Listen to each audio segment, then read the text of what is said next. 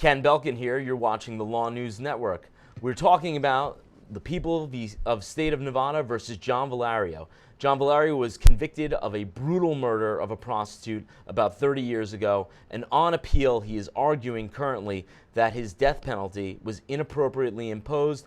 It was sent back down to the trial court level to re-adjudicate the sentence of death that was imposed upon him. I am joined via Skype by Emily Campagno. She is an attorney based out of Seattle, Washington, a former criminal defense attorney who jumped ship to the civil and corporate side. Emily, how are you today? Hi, I'm great. Thanks so much for having me. It's a pleasure to have you on. So, Emily, you've tried criminal cases, you've been the defense attorney, and you know how hard it is to try a case. How hard is it to try a case 30 years old?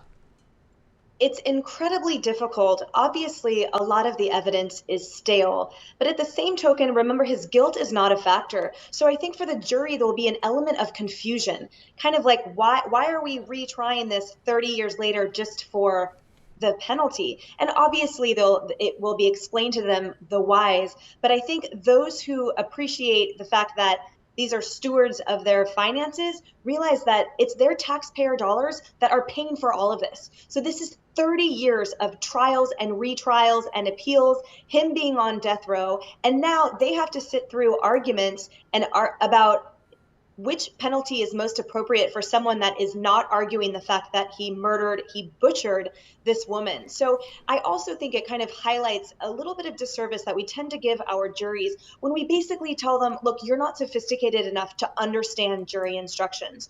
So at the heart of this retrial is the fact that the original jury was issued instructions that said, is this a depraved mind crime? And if so, yes, he's eligible for the death penalty.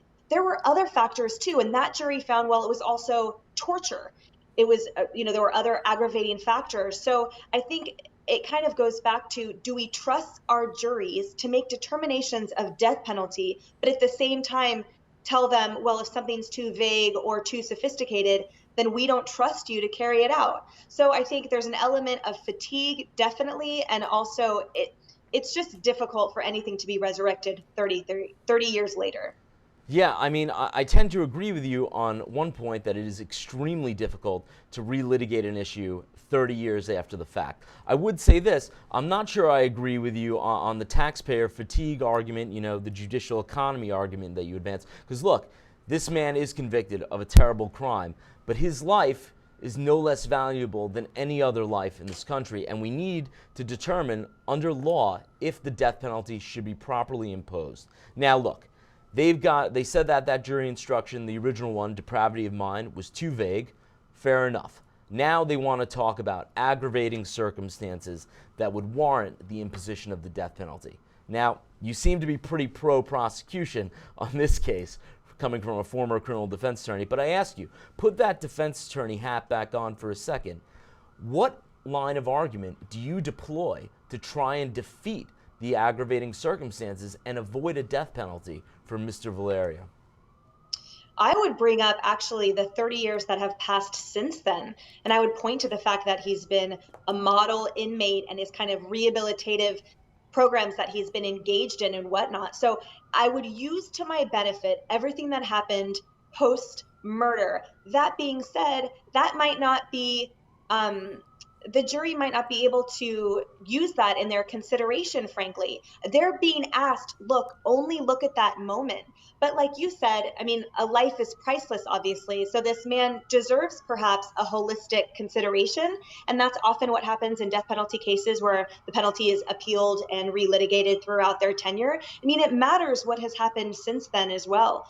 I would just argue that, I mean, again, in this case, it's frankly difficult, but it is incumbent upon the defense attorney to argue, look, it still doesn't rise to the level of torture. And perhaps the 45 stabbings in groups of 8 only represented his kind of a pattern that he had.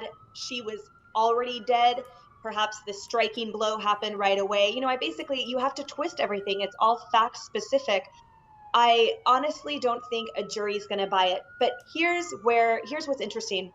as juries are selected, and obviously in capital cases, it's important to ascertain that a juror is open to passing the death penalty. But here, that's something that I think in every juror's mind, you don't And really know until you're faced with it. they So have this to be jury equally may open conclude to that not they don't want to imposing level it. the death penalty on conceptual purposes. And, they have to be equally open to not imposing it. They have to be impartial. Now, you brought up an interesting point. Some of these 45 stab wounds had occurred post-mortem after Miss Blackwell was already deceased. Now, does that, let's say, hypothetically, this woman ceased living after the first couple of stab wounds, and, there were 45 stab wounds. Is the fact that maybe the majority of these wounds occurred after her death, does that sort of defeat the argument that she was tortured? Well, exactly. That's what defense would argue. Basically, how can you torture a dead body, or that doesn't rise to the level of an aggravating circumstance that would warrant the death penalty? Like, look, yes, he killed her. He did it with one stab, and then he continued stabbing a dead body. She felt no pain. That is absolutely what they'll argue. Yes.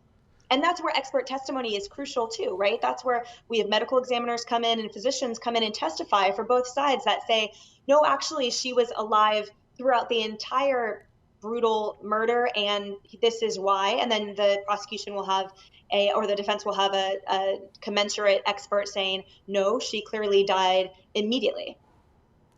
What do you think, Emily? Do you think this guy's getting the death penalty? I do. Yes. You do. So if you're on that jury, you're voting for the death penalty.